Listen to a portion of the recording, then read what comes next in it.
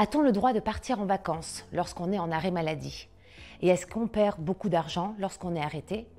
Quelle est la durée maximale d'un arrêt maladie? Voici tout ce qu'il faut savoir sur les arrêts de travail pour maladie. Un arrêt de travail est forcément délivré par un médecin.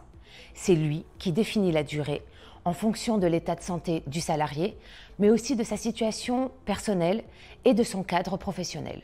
Lorsqu'un arrêt de travail est délivré, l'employé a 48 heures pour l'envoyer à son employeur, mais aussi au service administratif et au service médical de la CPAM.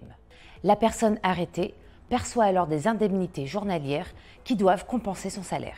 Concernant les sorties, il existe plusieurs cas de figure et c'est toujours le médecin qui décide si l'employé a le droit ou non de quitter son domicile.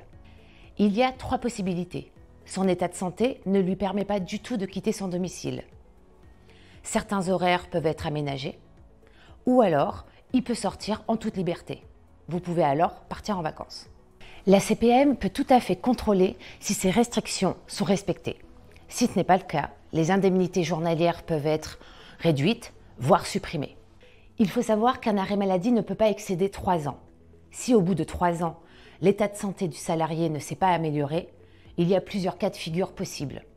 Un mi-temps thérapeutique, un reclassement à un autre poste, un aménagement de poste ou une invalidité. Dans la Nièvre, 17 937 personnes ont été en arrêt maladie en 2023. 47% de ces arrêts étaient de plus de 3 mois.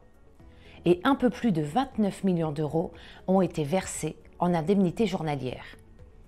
La CPAM de la Nièvre nous a confié améliorer sa détection des fraudes.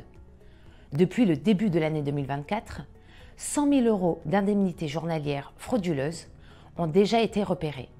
Ces fraudes peuvent prendre différentes formes, des dates modifiées, des arrêts falsifiés ou bien encore des entreprises bidons qui déclarent de faux arrêts.